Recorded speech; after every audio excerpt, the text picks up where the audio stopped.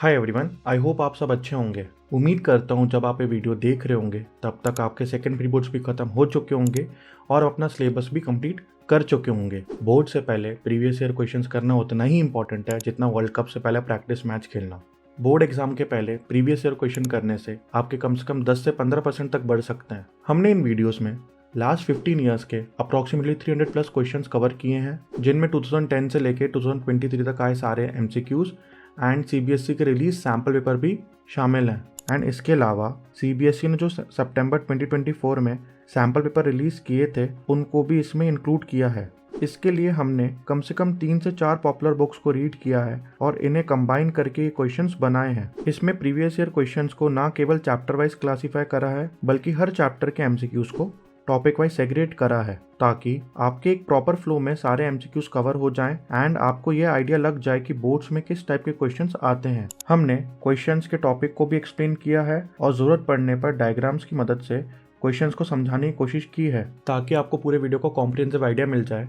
क्योंकि बोर्ड्स में usually question repeat नहीं होते हैं बट उनके कॉन्सेप्ट्स रिपीट होते हैं। एमसीक्यूज में ये भी इंश्योर किया गया है कि आपको सही आंसर और उसके एक्सप्लेनेशन के साथ साथ बाकी 3 ऑप्शन गलत क्यों हैं इसका भी एक्सप्लेनेशन दिया गया है, ताकि एक क्वेश्चन की जगह आपके 4 क्वेश्चंस प्रिपेयर हो जाएं, जो ना केवल आपको एमसीक्यूज में बल्कि सेक्शन बी, सी, डी और ई के क्वेश्चंस को सॉल्व करने में भी मदद करेंगे। मुझे ये उम्मीद है अगर आप ये वीडियोस अच्छे से देख लेंगे तो आप बोर्ड्स में कम से कम 20 में से 18 क्वेश्चंस तो सही करके आएंगे। आप इन सारे क्वेश्चंस को टेक्स्ट फॉर्मेट में भी रीड कर सकते हैं हमारे इंस्टाग्राम पेज पर। वीडियो स्टार्ट करने से पहले मैं आपको एडवाइस देना चाहता हूँ कि हर क्वेश्चन के एक्सप्लेनेशन से पहले आप वीडियो को पॉज करें और खुद से ट्राई करने की कोशिश करें। इस अप्रोच से आपको आपकी मिस्टेक्स पता चलेंगी और टॉपिक को लॉन्ग टर्म मेमोराइज करने में भी मदद मिलेगी।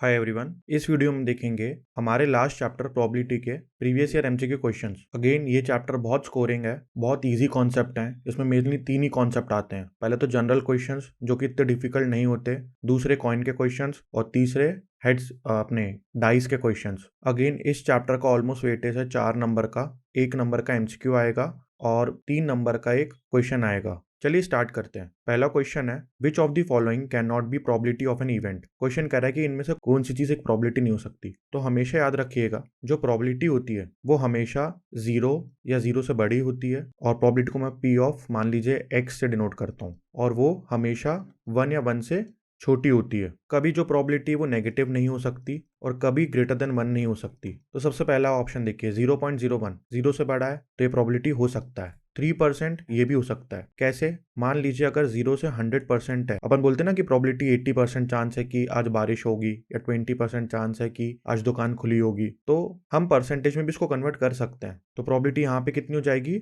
दोनों साइड 100% से मल्टीप्लाई कर देंगे तो हो जाएगी 0 से पी ऑफ एक्स, ये हो जाएगी 100% तक। 16/17 ऑब्वियसली लेस देन 1 है तो ये भी होगा। 17/16 ग्रेटर देन 1 है तो ये पॉसिबल ही नहीं है। तो आंसर क्या होगा? Option D 17/16। प्रोबेबिलिटी का फॉर्मूला ही बहुत इंपॉर्टेंट है। मान लीजिए probability of an event is defined by number of favourable event upon total number of event. चलिए अगला क्वेश्चन देखते हैं। अगला क्वेश्चन है for an event E probability of A event plus probability of not an event. P की power, जो P देखिए, P bracket में ई की पावर जो पावर लिखी है इसका मतलब होता है नॉट। मतलब मान लीजिए कोई इवेंट है जिसकी होने की संभावना है 50%, तो उसके होने की नहीं संभावना कितनी हुई? 50%। तो ये जो ऊपर बार आता है ये नॉट का सिंबल होता है। तो लिखा हुआ है for an probability for an event E probability of an event E plus probability of an event not E is equal to X, then the value of X square minus 3 is X cube minus 3 is। तो देखिए मान लीजिए कोई event है जिसकी होने की संभावना 20% है तो उसके नहीं होने की संभावना कितनी है? 80% है। तो टोटल कितना होगा? हमेशा 100% ही होगा, होने का प्लस नहीं होने का। तो हमेशा याद रखिएगा प्रोबेबिलिटी किसी इवेंट की होने की प्लस प्रोबेबिलिटी किसी इवेंट के नहीं होने की हमेशा किसके बराबर होता है? हमेशा 1 के बराबर होता है। तो यहाँ पे x की वैल्यू कितनी होगी?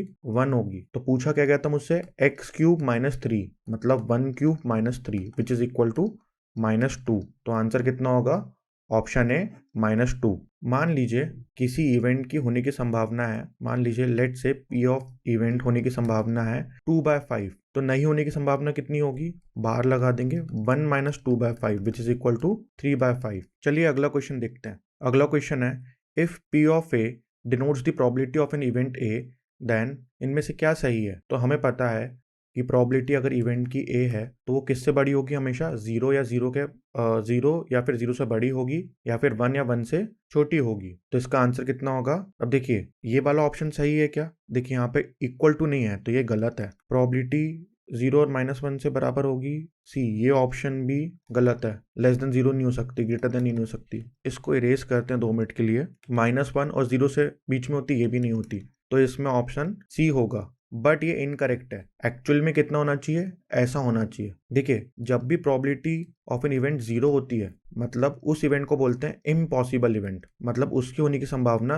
0% है। और जब प्रोबेबिलिटी ऑफ एन इवेंट 1 होती है तो उसको बोलते हैं श्योर इवेंट, मतलब इसको होने की संभावना 100% है। तो एक्चुअल में तो ये है, लेकिन ऑप्शंस के हिसाब से सबसे सही ये है। चलिए अगला क्वेश्चन देखते हैं। Let E be an event such that P not E is 1/5 then P E is equal to. अब देखिए यहाँ पे गिवन क्या है, पी ई बार मतलब नॉट, ये कितना है 1/5। मुझे क्या निकालना है? पीई निकालना है। तो मुझे पता है कि फॉर्मूला क्या होता है, P E plus P not E is equal to 1। तो पीई कितना हो जाएगा? Is equal to 1 minus P E not is equal to 1 minus 1/5 which is equal to 4/5। तो आंसर कितना होगा? Option D. चलिए अगला क्वेश्चन देखते हैं। अगला क्वेश्चन समझने से पहले हमको एक कॉन्सेप्ट समझना पड़ेगा कार्ड्स का। सी इसके क्वेश्चंस आने के चांसेस भी बहुत ज्यादा होते हैं। तो टोटल जो आपने ताश के पत्ते देखे होंगे बचपन में, उसमें टोटल कितने कार्ड्स होते हैं? 52 कार्ड्स होते हैं, जिसमें 26 कितने होते हैं? रेड होते हैं, 26 ब्लैक होते हैं। अब इनमें से जो रेड होते हैं इनमें हार्ट होता है। सबसे पहले हार्ट को क्या बोलते हैं? लाल पान बोलते हैं हिंदी में, अगर आपने सुना होगा तो। डायमंड को क्या बोलते हैं? ईट। क्लब को क्या बोलते हैं? क्लब होता है हमारा चिड़ी। ये देखिए ये क्लब है, ये क्या हमारा चिड़ी, ये क्लब, ये हमारा है ये हमारा है हार्ट। ये देखिए ये काला पान होता है, इसको बोलते हैं स्पेड और इसको बोलते हैं डायमंड। तो टोटल कितने होते हैं? इसके 13, इसके 13, इसके 13, इसके 13, टोटल कितने? 52। अब देखिए ये इक्के को बोलते हैं एस, और जो जैक, मान लीजिए जैक है गुलाम, इसको जैक बोलते हैं। क्वीन और किंग ये क्या होते हैं? ये फेस कार्ड होते हैं। इनको फेस कार्ड इसलिए बोलते हैं क्योंकि इनमें फेस बना होता है, इसलिए इनको हम क्या बोलते हैं? फेस कार्ड बोलते हैं। तो आपको समझ में आया होगा टोटल 52 कार्ड्स होते हैं, 26 रेड, 26 ब्लैक। इनमें से जो 26 होते हैं उनमें हार्ट, डायमंड, क्लब और स्पेड होते हैं। याद रखिएगा जो एस होता है उसको फेस कार्ड की तरह नहीं काउंट करते हैं, क्योंकि उसमें कोई फेस नहीं बना होता। फेस कार्ड वो होते हैं जिनमें फेस बना होता है। और जो कार्ड है वो कहाँ से स्टार्ट होती है? नंबरिंग स्टार्ट होती है 2 से। 2, 3, 4, 5, 6, 7, 8, 9, 10, जैक, क्वीन, किंग, और इसको बोलते हैं एस को इक्का। चलिए इसके क्वेश्चन स्टार्ट करते हैं। क्वेश्चन है, अ card is selected from a deck of 52 cards, the probability of its being a red face card is. अब देखिए सबसे पहला रेड फेस कार्ड कितने होते हैं? फेस कार्ड होते हैं टोटल 12। कैसे? जैक, क्वीन, किंग, ये 3-3 होते हैं हर 4 के, मतलब लाल पान के 4 होंगे, ईट के 4 होंगे, गुलाम के 4 होंगे, चिड़ी के 4 होंगे, सॉरी काले पान के 4 होंगे एंड चिड़ी के 4 होंगे। तो रेड फेस कार्ड बोला है यहाँ पे। अब देखिए रेड फेस कार्ड कितने होंगे? यहाँ पे टोटल 6 होंगे। क्यों? 3 जो होंगे वो हार्ट के होंगे, ये हार्ट, और 3 जो होंगे वो डायमंड के होंगे। तो टोटल कितने हो जाएंगे? 6 अपॉन टोटल कार्ड्स कितने हैं? 52, क्योंकि प्रोबेबिलिटी क्या होती है? Favourable outcomes upon total outcomes. तो 6 upon 52 which is equal to 3 upon 26। तो आंसर क्या होगा? Option A. चलिए अगला क्वेश्चन देखते हैं। अगला क्वेश्चन है, from a pack of 52 playing cards, jack, queen, kings and ace of red color are removed from the remaining, a card is drawn at random, what is the probability that the card is drawn is a red card। अब देखिए question कह रहा है total 52 cards थे, उनमें से जो भी जैक, क्वीन और किंग और एस थे वो रेड कार्ड के रिमूव कर दिए। अब देखिए मान लीजिए हार्ट है, उसके कितने कार्ड रिमूव होंगे? 4 होंगे, क्योंकि वो रेड कलर का है। सिमिलरली जो जैक, क्वीन, किंग और एस हैं, मान लीजिए डायमंड जो कि ईट है वो भी रेड कलर की होती है, उसके भी 4 रिमूव हो गए। तो टोटल कार्ड कितने रिमूव हुए? 8 कार्ड रिमूव हो गए। तो 52 माइनस 8, तो 52 माइनस 8 कितना हो गया? ये हो गया अपना 44। और इनमें 44 में जो ब्लैक हैं वो तो 26 के 26 हैं, लेकिन जो हमारे रेड कार्ड है वो कितने बचे? 18 बचे, क्योंकि 8 तो रिमूव हो गए। अब बोला गया what is the probability that the drawn card is red card. तो probability of getting a red card, number of red card upon total number of cards. तो ये कितना होगा? रेड कार्ड कितने हैं टोटल? 18, और टोटल कार्ड कितने हैं? 44। तो ये कितना हो जाएगा? 9/22। तो आंसर कितना होगा? Option number D. ये इंपॉर्टेंट क्वेश्चन था। चलिए अगला क्वेश्चन करते हैं। अ card is drawn at random from a well shuffled pack of 52 cards, the probability that the card is not an S card is. बोला गया है कि कार्ड निकाला गया 52 कार्ड्स में से, क्या प्रोबेबिलिटी है कि वो एस कार्ड नहीं होगा? तो अगर सबसे पहले मैं निकाल लूं कि मान लीजिए सपोज, चलो इसको इजी तरीके से ही करते हैं, ऐसे कितने कार्ड हैं जो कि एस कार्ड है वो टोटल है 4, तो ऐसे कितने हैं जो नहीं है वो है 48। तो प्रोबेबिलिटी कि वो एस कार्ड नहीं है, कितने कार्ड होते टोटल 48 अपॉन टोटल कार्ड्स कितने थे 52, तो ये कितना हो जाएगा 12 4 जा 48, तो 12 अपॉन 13। तो आंसर कितना होगा ऑप्शन डी 12 अपॉन 13। चलिए अगला क्वेश्चन देखते हैं। अगला क्वेश्चन कह रहा है from a well shuffled deck of 52 cards a card is drawn at random, what is the probability that getting a Kings of heart. देखिए बोला गया है कि टोटल 52 कार्ड्स हैं, उनमें से मैंने एक कार्ड निकाला जो कि क्या होना चाहिए, किंग होना चाहिए किसका, हार्ट का। तो टोटल कार्ड्स कितने होते हैं किंग हार्ट के, एक ही होता है, और टोटल कार्ड्स कितने हैं 52 हैं, तो प्रोबेबिलिटी क्या होगी, प्रोबेबिलिटी होगी 1 upon 52।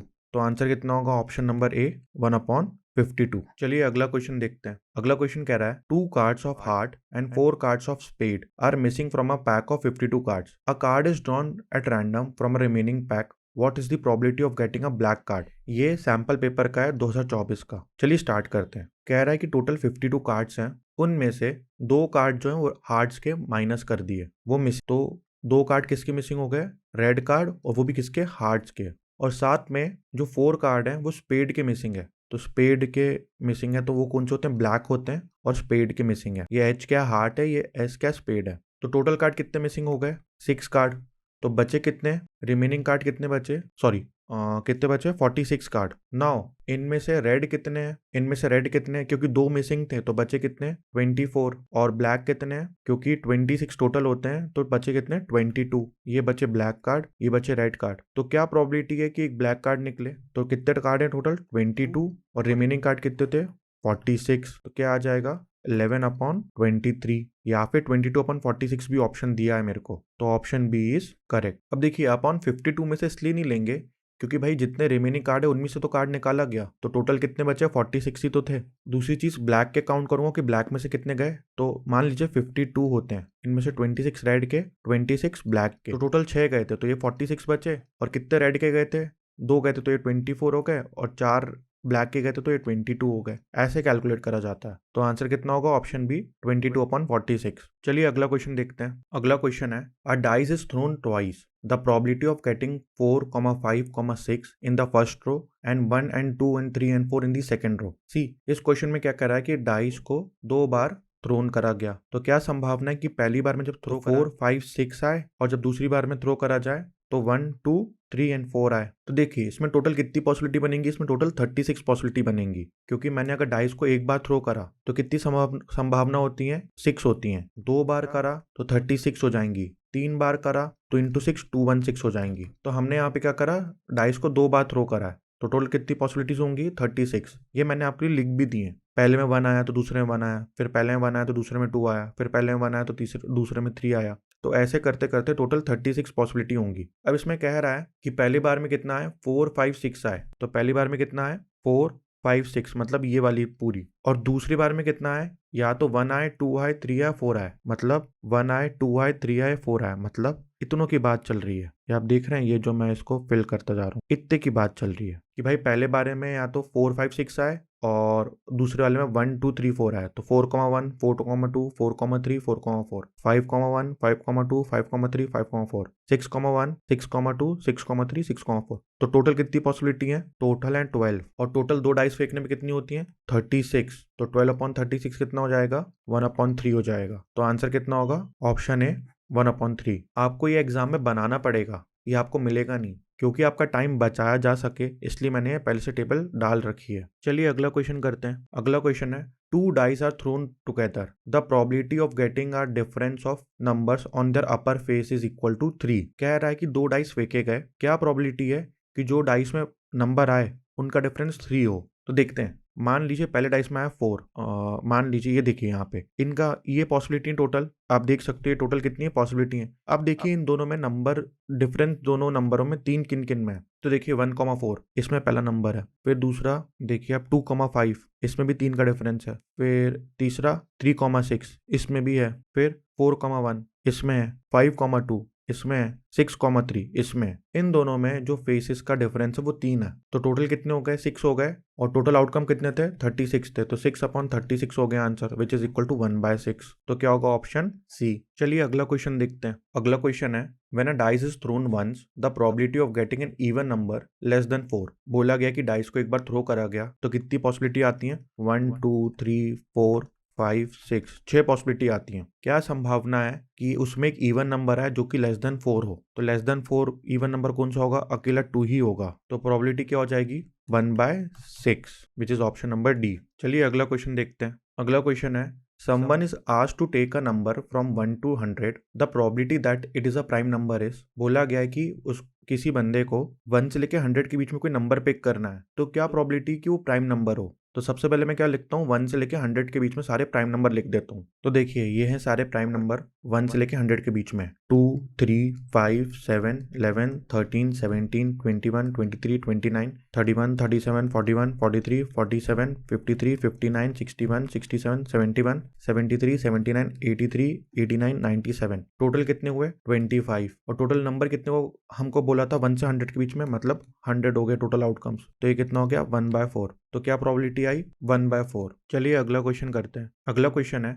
If a letter is chosen at random from the letters of English alphabets, then the probability that it is letter of words mathematics। Question कह रहा है कि अगर मैंने इंग्लिश अल्फाबेट से किसी लेटर को रैंडमली पिक करा तो क्या संभावना है कि वो लेटर हो मैथमेटिक्स वर्ड में। तो देखिए मैथमेटिक्स वर्ड्स में यूनिक लेटर कौन कौन से हैं? सबसे पहले तो एम है, दूसरा ए है, तीसरा टी है, चौथा एच है, पांचवा ई है, फिर एम ले लिया, ए ले लिया, टी ले लिया, आई, फिर सी, फिर एस। तो टोटल यूनिक लेटर कौन कौन से हैं? 1 2 3 4 5 6 7 8। तो टोटल यूनिक लेटर कितने हैं? 8 हैं। और टोटल लेटर्स कितने होते हैं इंग्लिश अल्फाबेट में? 26 होते हैं। तो प्रोबेबिलिटी क्या होगी? 8/26 विच इज इक्वल टू 4/13। तो होगा आंसर ऑप्शन नंबर ए। बेसिकली क्वेश्चन क्या कर रहे थे कि अगर मैंने कोई इंग्लिश अल्फाबेट्स में रैंडम लेटर लिया तो वो मैथमेटिक्स शब्द में होना चाहिए। तो मैथमेटिक्स में टोटल 8 लेटर्स हैं और टोटल लेटर्स कितने होते हैं? 26। तो क्या प्रोबेबिलिटी होगी? 8/26 विच इज इक्वल टू 4/13। चलिए अगला क्वेश्चन देखते हैं। अगला क्वेश्चन है in a family of 3 children the probability of having at least 1 boy. बोल रहा है कि 3 चिल्ड्रन है फैमिली में, तो एटलीस्ट एक जो बच्चा होना चाहिए वो लड़का होना चाहिए। तो मान लीजिए क्या क्या पॉसिबिलिटी बनेगी। मान लीजिए जो पहला लड़का है, दूसरा भी लड़का है, तीसरा भी लड़का है। दूसरा पहला लड़का है, दूसरा लड़का है, तीसरी लड़की है। तीसरी पहला लड़का है, ये हमारा, दूसरी लड़की है, तीसरा लड़का है। चौथा केस पहली लड़की है, दूसरा लड़का है, तीसरा लड़का है। पांचवा केस लड़की लड़की लड़की। छठवां केस लड़की लड़की लड़का। फिर उसके बाद लड़की लड़का लड़की। फिर इसके बाद क्या बनेगा? लड़का लड़की लड़की। इसके अलावा कोई पॉसिबिलिटीज हैं? इसके अलावा कोई पॉसिबिलिटीज नहीं। तो टोटल कितनी हो जाएंगी? टोटल है 8। और उसमें बोला क्या? एटलीस्ट एक लड़का हो। तो एटलीस्ट एक लड़का हो। देखिए इसमें एटलीस्ट एक लड़का है, इसमें है, हाँ इसमें भी है। अब इसमें देखिए लड़कियां हैं तीनों, तो ये नहीं होगा। फिर ये इसमें हमारा एक लड़का है एटलीस्ट, इसमें भी एक लड़का एटलीस्ट, इसमें भी एक लड़का एटलीस्ट। तो टोटल कितने हो गए? टोटल हो गए हमारे 7। तो क्या होगा आंसर? 7/8। एटलीस्ट एक लड़के के क्या होंगे? 7/8 which is option number A. चलिए अगला क्वेश्चन करते हैं। अगला क्वेश्चन है Shivam went to a toy shop to buy some gift for his nephew who would be turning 3 this year. He decided to buy him a bag containing ball of different colors as his nephew loves to play with balls. A bag containing 3 red, 5 black and 7 white balls. A ball is drawn from a bag at random. The probability that a ball drawn is not a black is। कह रहा है एक शिवम है, वो अपने नेफ्यू के लिए balls खरीदना चाहता है क्योंकि उसके नेफ्यू जो 3 साल का हुआ है उसको बॉल से खेलना बहुत पसंद है। तो वो एक बैग खरीदता है जिसमें 3 रेड बॉल होती हैं, 5 ब्लैक बॉल होती हैं और 7 व्हाइट बॉल होती हैं। उनमें से वो एक बॉल को पिक करता है। तो क्या प्रोबेबिलिटी है कि वो बॉल ब्लैक नहीं हो? तो ब्लैक नहीं होने की प्रोबेबिलिटी क्या है? जो या तो रेड बॉल है या फिर व्हाइट बॉल है। तो टोटल कितनी बॉल्स हुई? 10। और टोटल बैग में कितनी बॉल्स थी? 7 + 5 12, 12 + 3 15। तो क्या प्रोबेबिलिटी होगी कि वो ब्लैक बॉल ना हो? वो होगी 10/15 विच इज इक्वल टू 2/3। तो इसका आंसर क्या होगा? Option D 2/3। चलिए अगला क्वेश्चन करते हैं। अगला क्वेश्चन कह रहा है Ram Sevak is a wholesaler dealer in eggs. He produces eggs directly from the poultry farms and sell them to a nearby store. The probability of getting a bad egg in a lot of 400 is 0.035। The number of bad egg in the lot is. बोल रहे एक राम सेवक है जो कि एक wholesaler है, अंडों का जो डील करता है अंडों में। अब बोल रहा है कि एक प्रोबेबिलिटी है खराब अंडे आने की, वो है 0.035। तो number of total bad egg कितने होंगे? अगर टोटल नंबर ऑफ एग 400 है, देखिए probability of getting a bad egg is number of bad egg upon total number of egg. अब देखिए probability of getting a bad egg कितने हैं? 0.035। Number of bad egg कितने हैं उसको x मान लिया, टोटल नंबर ऑफ एग कितने हैं 400, तो इसको मल्टीप्लाई कर दिया तो x कितना आ गया 0.035 इंटू 400, तो x कितना होगा, ये देखिए 0.035 है, तो इसको मैं क्या करूंगा, इसको मैं डिवाइड में ला दूंगा, तो ये कितना हो जाएगा 35, 3 के बाद डेसिमल है तो अपॉन 1000 इंटू 400, 0 से 0 कैंसिल, 0 से 0 कैंसिल, तो ये कितना होगा 35 इंटू 4 कितना होगा, ये होगा हमारा 170, सॉरी 170 नहीं 140 अपॉन 10 था, तो ये 0 से 0 कैंसिल, तो आ जाएगा 14, तो आंसर कितना होगा option B 14। That means total number of bad eggs कितने होंगे 14 होंगे। चलिए अगला क्वेश्चन करते हैं। अगला क्वेश्चन है Riya and Kajal are friends, the probability that both will have the same birthday in a non leap year is, मान लीजिए एक नॉन लीप ईयर है तो उसमें टोटल कितने डेज होंगे 365 डेज होंगे। अब बोला गया है कि जो रिया और काजल है उनका सेम डे बर्थडे आना चाहिए। मान लीजिए रिया का बर्थडे एक पर्टिकुलर डे आता है तो काजल का भी उसी दिन आना चाहिए, तो क्या प्रोबेबिलिटी होगी आने की, उनकी संभावना 1 हो गई, और टोटल नंबर ऑफ डेज कितने थे 365 थे, तो प्रोबेबिलिटी क्या होगी 1/365। इसको आप ऐसे समझ सकते हैं कि मान लीजिए रिया का बर्थडे 7 जनवरी को आता है, तो क्या प्रोबेबिलिटी है कि जो काजल का बर्थडे वो भी 7 जनवरी को ही आए, तो 7 जनवरी कितने होते हैं टोटल साल में, एक ही होते हैं, upon total number of days कितने होंगे 365, तो आंसर कितना होगा 1/365। आई होप आपको समझ में आया क्वेश्चन, नहीं आया तो मैं फिर से समझा देता हूँ एक बारी। मान लीजिए रिया और काजल दो दोस्त हैं, मान लीजिए रिया का साल में किसी भी पर्टिकुलर दिन बर्थडे आता है, मान लीजिए 7 दिसंबर को आता है उसका बर्थडे, तो क्या प्रोबेबिलिटी है कि काजल का भी सेम डे आए, तो इस क्वेश्चन को हम ऐसे देखेंगे। देखिए 7 दिसंबर साल में कितनी बार आता है, एक बार आता है, तो काजल को भी इसी दिन बर्थडे लाना पड़ेगा अपना, और टोटल डेज कितने होते हैं साल में 365 होते हैं, तो कितनी पॉसिबिलिटी है 1/365, इसलिए इसका आंसर क्या होगा 1/365 होगा। चलिए अगला क्वेश्चन देखते हैं। अगला क्वेश्चन कह रहा है a number is selected eight random from first 50 natural number, the probability that it is a multiple of 3 and 4 both. अब देखिए 50 नंबर दिए नेचुरल, हमें ऐसा कोई नंबर पिक करना है जो कि 3 और 4 का मल्टीपल दोनों का हो, मतलब 3 का भी मल्टीपल हो और 4 का ही मल्टीपल हो। तो देखिए सबसे स्मॉलेस्ट मल्टीपल कौन सा होगा 3 और 4 का, तो उसके लिए मैं क्या निकालता हूँ एलसीएम निकाल लेता हूँ 3 और 4 का, तो 3 1 3, ये 4, ये आ गया 1,1, तो एलसीएम कितना आ गया 12। That means lowest common multiple जो कि 3 का भी मल्टीपल हो 4 का भी मल्टीपल हो वो क्या है 12। तो दूसरा नंबर क्या होगा 12 1 12, 12 2 24, उसका 12 3 36, फिर 48, 12 24 36 और 48, यही 4 नंबर है जो कि 3 के मल्टीपल होंगे और 4 के मल्टीपल होंगे और लेस देन 50 होंगे। तो कितने हो गए 1 2 3 4, तो नंबर ऑफ फेवरेबल टर्म्स कितनी होगी 4 और टोटल नंबर ऑफ टर्म्स कितनी होगी 50। तो सिंप्लीफाई करूंगा तो ये हो जाएगा 2/25, तो आंसर कितना होगा ऑप्शन नंबर डी 2/25। चलिए अगला क्वेश्चन कराता हूँ। चलिए अगला क्वेश्चन करते हैं। अगला क्वेश्चन है अ bag contains 3 red 5 black and 7 white balls, a ball is drawn from the bag at random, the probability that the ball drawn is not black. बोल रहा है एक बैग है जिसमें टोटल 3 रेड बॉल है, 5 ब्लैक बॉल है और 7 white ball है, उनमें से मैंने एक बॉल उठाई रैंडमली, तो क्या प्रोबेबिलिटी है कि उसको जो बॉल उठाई वो ब्लैक ना हो, तो या तो मैंने रेड बॉल उठाई होगी या फिर मैंने व्हाइट बॉल उठाई होगी। टोटल बॉल कितनी हो गई है 10 हो गई और बैग में टोटल बॉल्स कितनी थी 15 थी, तो क्या प्रोबेबिलिटी होगी कि वो ब्लैक ना हो, इसकी होगी 10/15 विच इज इक्वल टू 2/3, तो आंसर क्या होगा 2/3। ये क्वेश्चन आई गेस हम कर चुके हैं। एनीवे आई होप आपको समझ में आया होगा क्वेश्चन। चलिए अगला क्वेश्चन करते हैं। अगला क्वेश्चन है assertion the probability that a leap year has 53 Sundays is 2/7, ये ट्रू है या फॉल्स है। तो देखिए मान लीजिए ये क्वेश्चन बहुत इंपॉर्टेंट क्वेश्चन है। सबसे पहले तो ये वाला पार्ट, तो बोला गया है कि